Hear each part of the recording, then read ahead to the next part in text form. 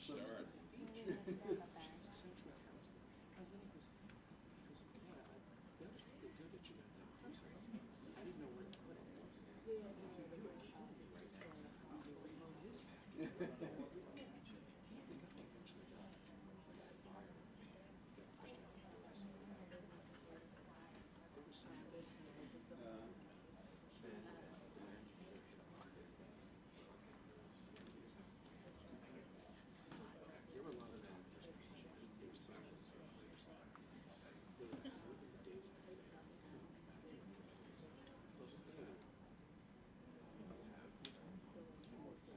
Hopefully somebody will block it.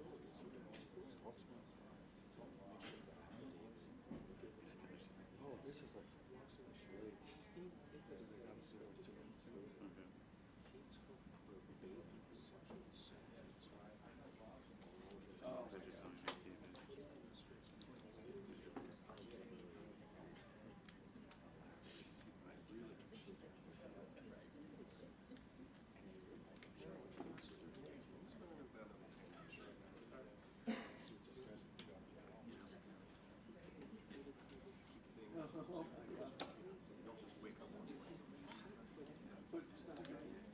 oh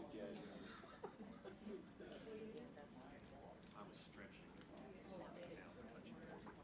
You can just. That's for good. We have long arms. I did some research. Yeah. Oh, you just a couple of years ago. I was doing yoga 3 days a week. Now early evenings, so you know, never stretch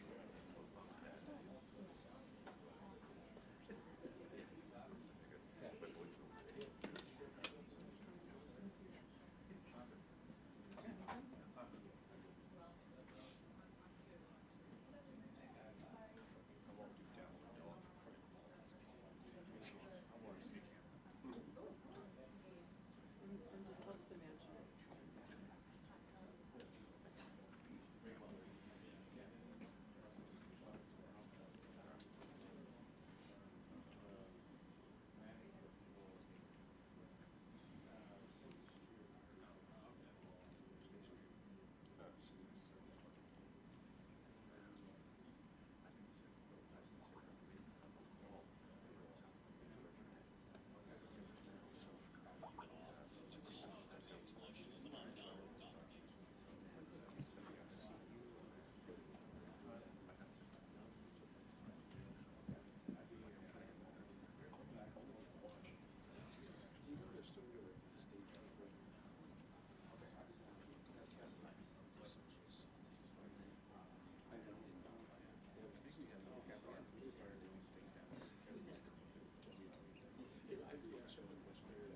Yeah.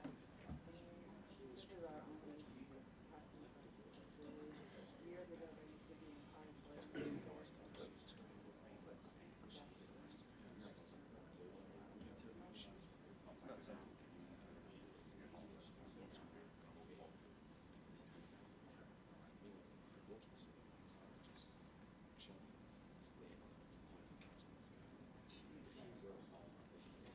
not something. Get on the air. Did it get on the air? No. I'm sure you might have been a correspondent there.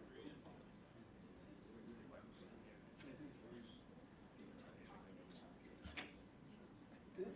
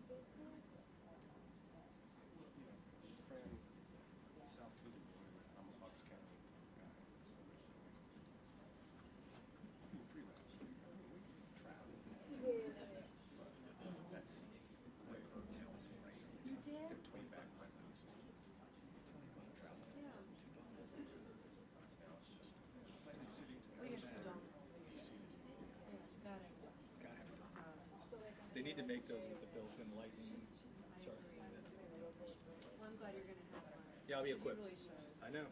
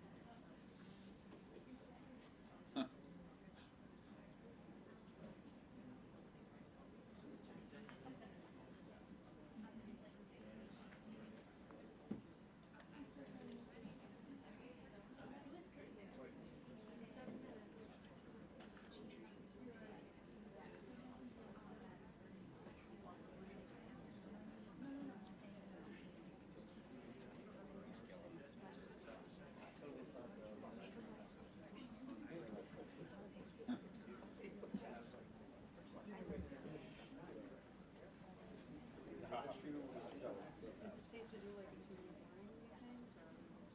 Do you know how far it's How much longer? About 2-3 minutes. I couldn't figure it out.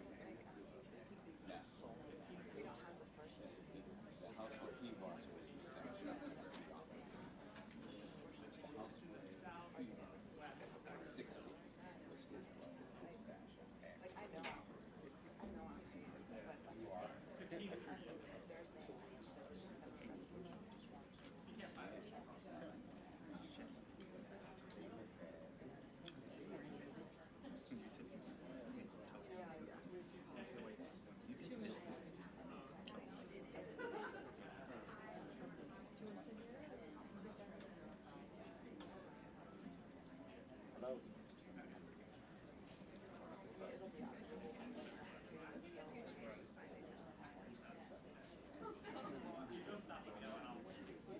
Yeah, I got it. Yeah, okay, all right, yeah, I didn't get approval from, okay, I didn't get approval from Murray yet. I was waiting. He didn't give me approval yet. I guess y'all was having a conversation. And he was off. He was just like, hold on.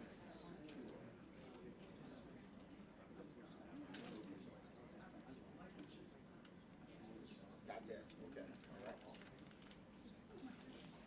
Okay. Okay.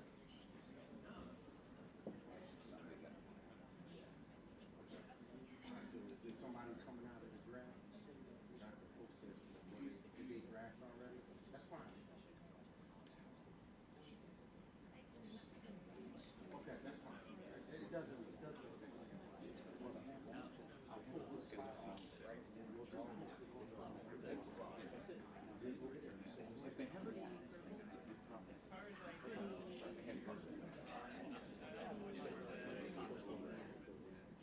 Okay. Those two has been too long. So then we'll make the call. Yeah, we'll make the call. I don't know if it's cheap right now. It's a special invitation. We should let them get that.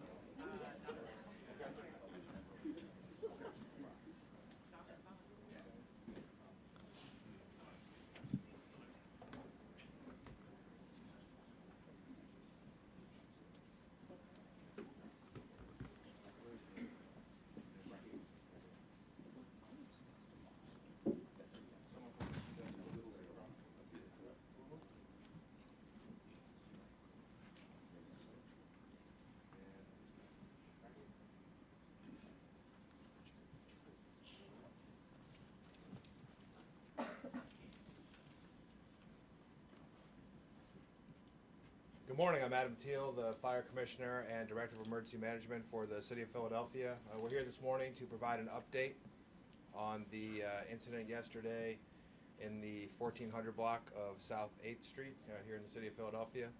The reality is we don't have a lot of updates to provide in terms of the situation.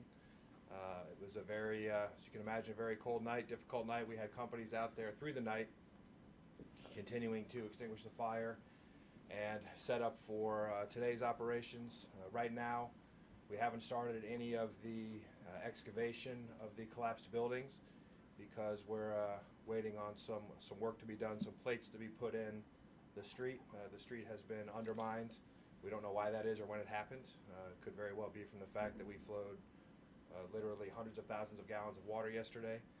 So there's a lot of setup work that needs to be done before we can actually start using the heavy equipment to start delayering those collapsed buildings and going through that debris. We had a reception center open in concert with the Red Cross and many other partners last night until 9 p.m. At that point, we didn't necessarily have any more known calls for assistance. Folks had been sheltered by friends and family members. We remain, however, available to help anybody who needs help, particularly if this goes into another night or another day. The Red Cross did shelter somebody at the Red Cross House, which is a unique asset that we have here in the city of Philadelphia. And one thing I definitely want to say is, on that note, it was really, as we learned more and more about all the things that were happening beyond the incident, we really saw the best of Philadelphia yesterday in the wake of this tragic event, where we had neighbors helping neighbors and friends helping friends, families helping families, and a lot of folks who actually risked their lives to try to rescue complete strangers. And that was certainly our firefighters on those first arriving companies, and there were, I'm sure many of you have seen the video, there were some citizens who initially tried to extinguish the fire, which, you know, this magnitude of fire, that was not ever going to work, but we certainly appreciate the effort, and we're very glad that those folks themselves were not injured or worse in a secondary collapse, because that's what happened after our companies arrived. Again, I've seen video clips now from before we arrived, after we arrived, and then of course when I was on the scene.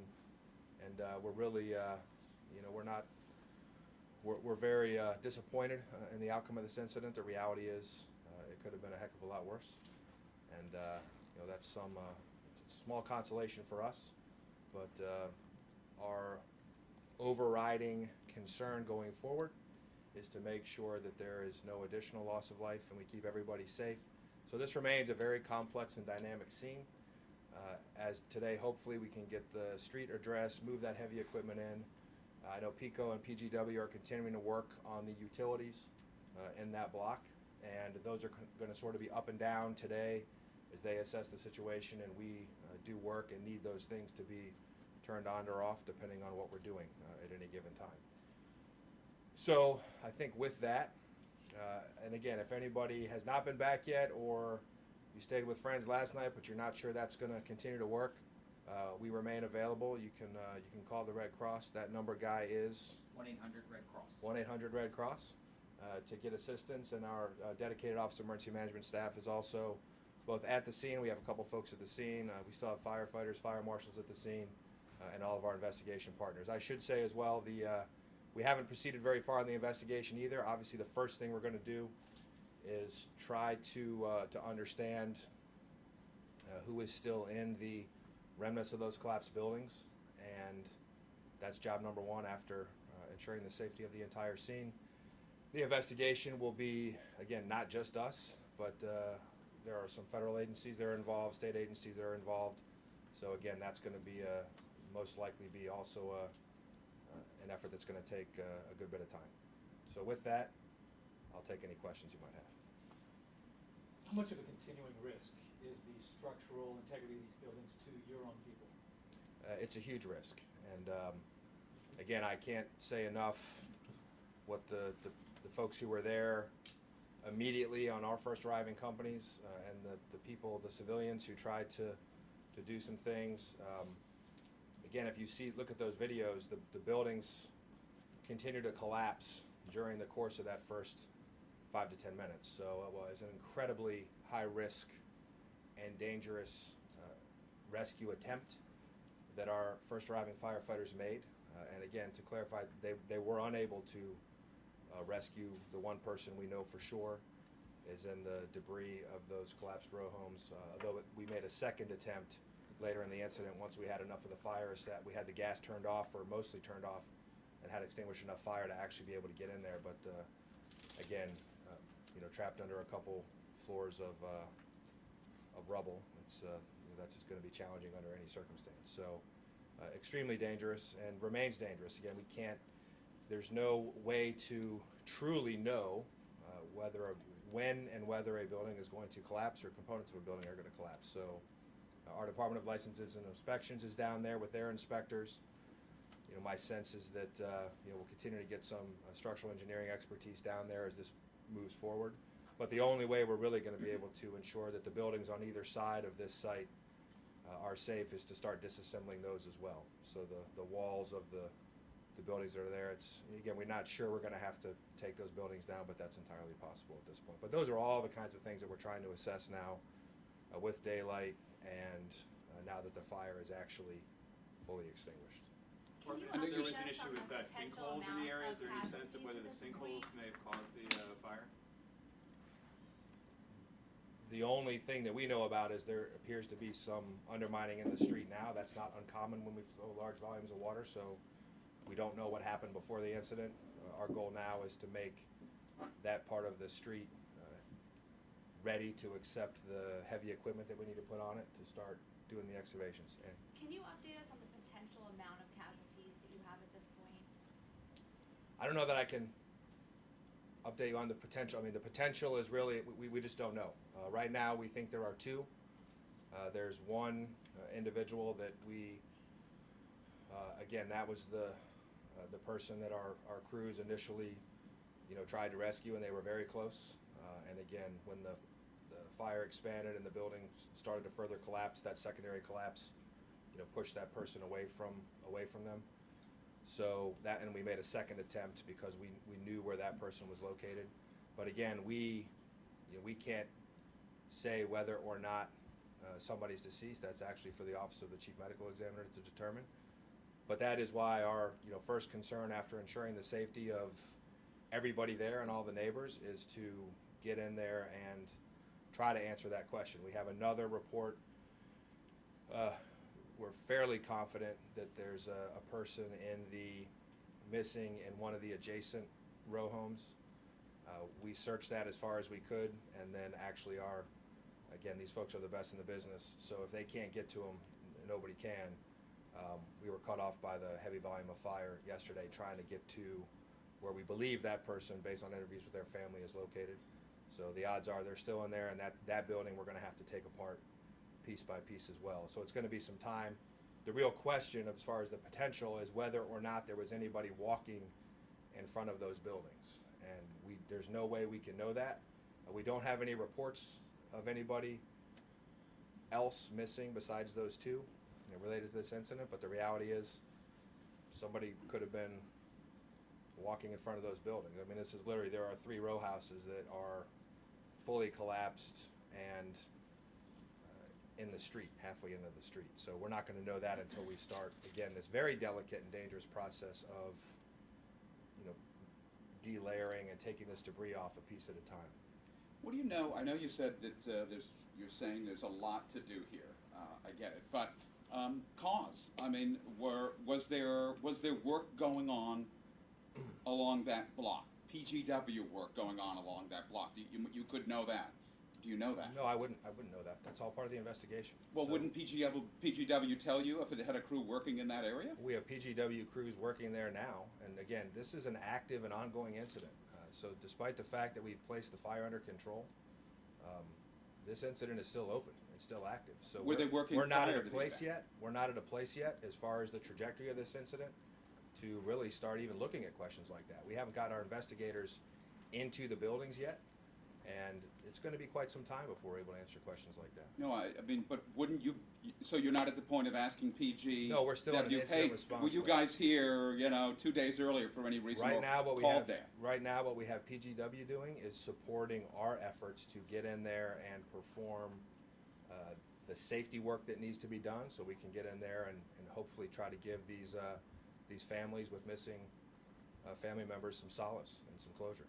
I just want to ask you again, if I can. Have you asked PGW if they were working in that neighborhood That's not my prior role. to this explosion? That's not my role. That'll all be part of the investigation. So you haven't asked it. That's not my role. Do you? Commissioner, Has is there a L&I? Can I just ask you? PGW? L&I. Has L&I talked about any history of structural or any other recent calls to that block? That would be a question for L&I. You haven't asked. That's not something you guys know yet. We are, and let me say one more time, this is an active, ongoing incident. It's a very complex and dynamic situation, and our overriding goal right now is to locate any known or potential casualties from this incident, and that is going to continue to be our priority to the exclusion of all others. There are a lot of investigative agencies down at the scene and doing work behind the scenes, and I have no doubt that in due course their investigation will answer any question that anybody might have about the cause. And Commissioner, I know there's a lot of questions to come out of this press conference, but isn't a representative from PGW here that could address that question? We're updating on the incident. So So we're PGW updating on the will active, answer that. ongoing incident, and we want to make sure also that we have anybody who's watching this who might be curious about when and whether they're going to be able to go back in their homes, has all the information they need to make that decision. And that's really what we're all focused on right now versus doing a retrospective investigation. As I've said several times, we have a lot of agencies down at the scene, and they will start their investigation when we are done with the work we need to move this incident to the next level. And there actually is a question from PGW in regards to that, because neighbors are asking us, at this point, is gas still turned off in that neighborhood, or is it? So that's what I was talking about earlier. The gas is going to be off and on throughout the course of today and potentially longer, because as we do this heavy excavation work to try to answer that question about potential casualties, the gas service is going to be turned on and turned off. So PGW is basically at this point taking their direction from us about which gas services we need on or off. So I think to the point, if you live in that block, there's still going to be some uncertainty about when you can go home, whether you can go home, what you're going to find when you go home. So again, that's what we have the Red Cross number, and certainly we're going to have Office of Emergency Management staff, and there will be fire marshals down there, again, doing whatever they can do at this point on the investigation. So there are plenty of folks there to answer those questions, but the real answer to that question is it depends. It's going to depend on the specific property. It's going to depend on what we're doing in the recovery operation, and it's going to be pretty dynamic. Who's the lead investigative? You said there were lots of agencies down there. Who's the lead investigative agency then? I'm not sure we know that yet. I think the lead investigative agency for the fire would be the fire marshal's office, right, within the fire department. You said that, I think you just said a minute ago, that whatever the fire marshal's office has done to this point in terms of an investigation. So the fire marshal's office has clearly done something to kind of see, to try to get an idea Fire where marshal's this came office from. has been on the scene and doing interviews and talking to people since right after the incident occurred, assisted by the police department, ATF, as we always do for any type of fire investigation. There are other, depending on what we start to learn about the incident, there are federal agencies that might become involved. The State Public Utility Commission, the Federal Pipeline and Hazardous Materials Safety Administration, or FEMSA. So they've all expressed some interest in this incident. And again, as we get to the point where that is our priority, investigation is our priority, we'll release whatever information we can about it. Can you tell us a little bit about what the fire marshal's office may have? They've probably given you some initial indication of what they think they're looking at there. Can you give us that?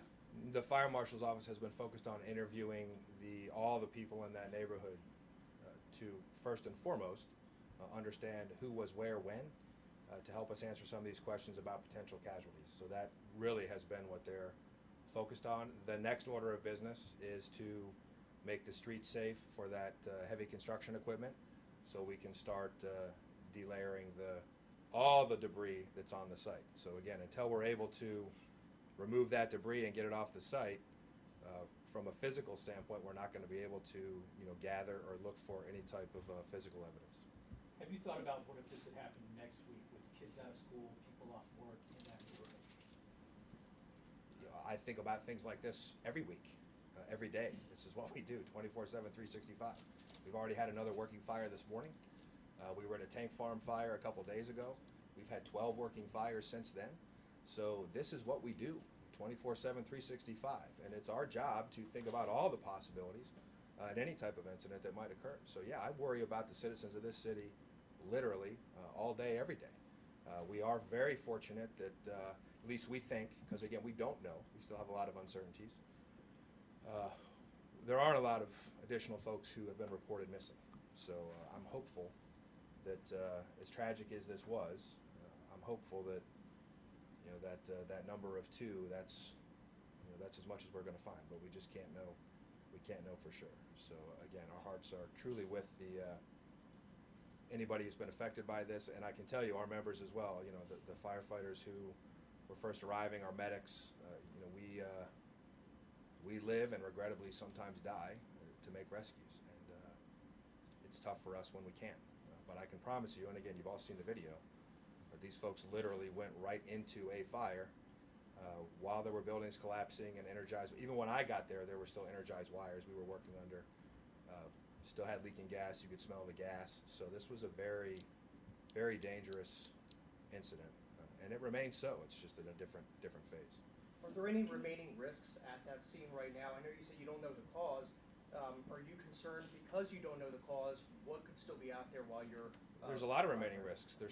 We still have buildings that are basically buildings that have been exposed to an explosion and could collapse at any second. So yeah, that's the one reason this is going to be slow is because there are a lot of hazards still remaining at the scene. So again, we're still making sure that all the utilities in that area are safe for us to work.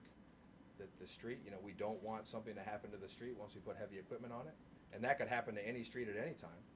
But particularly after we flowed hundreds of thousands of gallons of water, so what's left of those buildings is filled with water.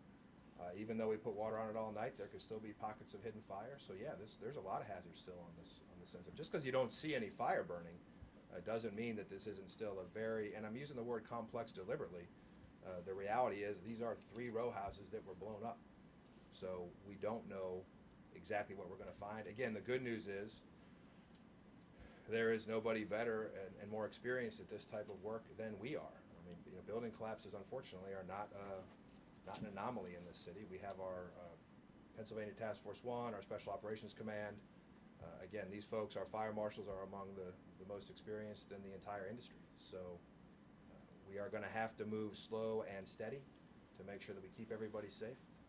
And this is something, answering some of these questions, it's going to take days, weeks, months, potentially even years. Why would there have been energized lines? Why would the lines still have been energized by the time you got there? Why wouldn't those have been down that more quickly? Power lines are always energized. Can't they take them down? You no. take them. They're not energized now. They can't be taken down remotely. You have to actually send somebody out to trip the circuit breaker on the pole. So quick safety message while we're at it. If you ever see a downed wire of any kind, don't touch it, don't drive over it, don't go near it. Call 911 because there's not a remote shutoff for electrical lines or gas lines for that matter. So that's why to shut off the gas to the area that we needed to shut off yesterday, and again, they were right there with us. PGW's crews were right out there digging up the street to be able to access the valves that we needed to shut off a large area quickly to make make it safe so we could go in and try to make that second rescue attempt. And same with PECO. PECO was there. They're a critical partner for us. Can you confirm the address of the first home to collapse?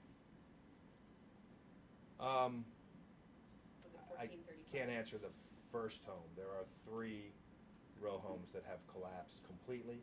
There are 2 others that have severe structural damage. Probably not going to give the addresses right now. Is the ATF on the scene? Again, the ATF has been there since as soon as possible after the incident occurred, as they always are. The ATF, again, this is another thing I say over and over, it is not uncommon. We actually have a joint task force with the ATF and the police department. So all of our fires have, we have embedded ATF agents on that task force, and we work together 24/7, 365. So the fact that it's on this incident is that's what we do. Right. And again, another great partnership. Have they given you any indication that they're concerned about, we know what the ATF does, if they're concerned for some reason that they need to work harder at what may have happened here? Well, we always work hard. There is no work harder. So every fire that we investigate, our fire marshals have literally been working around the clock for the past weeks, months. They've been working literally constantly dealing with all the fires that we just talked about, along with the police department and ATF. So to be really clear, we work hard on every incident. We treat every incident the same. I wasn't implying you didn't work hard. I want to make sure, because ATF. when people I'm asking if the ATF was going to, some reason why they would have to work on They're this. there with all those incidents. Again, ATF is on all of our incidents with us, every single one. Whether it's a row house fire in North Philly, South Philly, the tank farm fire, ATF is always there with us. So the fact that ATF is on this incident, there's really nothing to read into that. Not yet, anyway. ATF investigates fires. And explosions. And fires. The other people that we work with, obviously the PPD investigators. PPD has experts as well. But again, these are the folks that we work with round the clock, and have been working with round the clock for years. Can you talk a bit more about the conditions that the first responders faced last night and the actions that they took? Well, I think the condition they faced was essentially, I mean, as everybody saw, it was they went into the, I mean, again, there's no, I don't want to sound hyperbolic, but when you look at, everybody's seen the video by now, it was literally a firestorm. In addition to going into that fire, crawling into the fire, the buildings were collapsing around them. And there were energized power lines, which again, we really, our protocol is to not spend a lot of time around those, because we're not, you know, we unfortunately do have our members get electrocuted. So that's a real hazard for us, as well as the gas leaks. I mean, when I got down there, you could smell gas. We still had energized power lines, still had buildings collapsing, and we had been able to knock down most of the fire at that point, but that was just kind of keeping it at bay. It really takes, you have to shut the gas off before you can truly extinguish a gas-fed fire. So they, again, quite literally crawled into a gas-fed fire to try to make a rescue, and you know, they're disappointed that that didn't work out. But again, we're very fortunate, and we're truly within seconds of losing several firefighters as well, as that secondary collapse occurred, and not to mention whatever could have happened with the power lines and et cetera, et cetera. So it's just, it was, I mean, beyond difficult conditions, just you know, truly chaotic. Can you tell us how long did it take them to get the gas off to allow you guys to get in there? What was the time period in there? It took several hours to dig up the street and get to those street valves. So they were working hard. I mean, they were working hard. Those crews, I give them a lot of credit. You know, those crews, the Pico line crews, water department was down there, you know, always supporting us. So again, it's really there's a huge team that goes into these incidents, and a lot of folks on that team. Again, even though the fire's out, and of course we are back doing what we do, which is addressing, you know, on average 1,000 emergency incidents every 24 hours. A lot of those folks are still going to be working over the holidays to make sure that we get this incident to the next level. Did you have any other homes or structures that had damage apart from the 3 and then the other 2? It seemed in that neighborhood there was an awful lot of glass pretty far from the blast zone. Yeah, there were a lot of homes that were damaged. So there were you know, there was debris. Even we set the command post pretty far back from the front of the buildings that were destroyed, and there was still debris. We had to, you know, move around debris to get to that. So yeah, a lot of broken windows, a lot of other debris throughout the neighborhood. And again, this is another reason the investigation takes time. We'll be looking at all of that, because that will help answer some of the questions. And those are some of the things that the specialized expertise we have, again, with us all the time from ATF, from PPD, will help us do, because that's all part of the investigation. Do you have a characterization instead of a lot? Like, would it be dozens or a few, like 6? Thousands? No, Oh, dozens. of homes? How many homes? Like, No, how we many don't. people No, have we don't know that. No, problems? once again, this is an active and ongoing incident. just We're still, curious. yeah, no, it's a lot. I don't have any more than a lot. But Now, how many people were displaced by the fire? I think at the high water mark we had about 60 people who were displaced, most of whom found shelter with family and friends. So I guess I would say probably, you know, more than a dozen homes, probably a couple dozen homes if I had to guess. And is there still an estimated 10 people or 10 homes without utilities? Like I said, that's going to change. At any point I tell you that, it's going to change potentially minutes later as we you know, try to make that scene safe so we can do the things that need to be done to answer all of your questions. All right, thank you all. Don't forget to check your smoke alarms. Be safe. Thanks.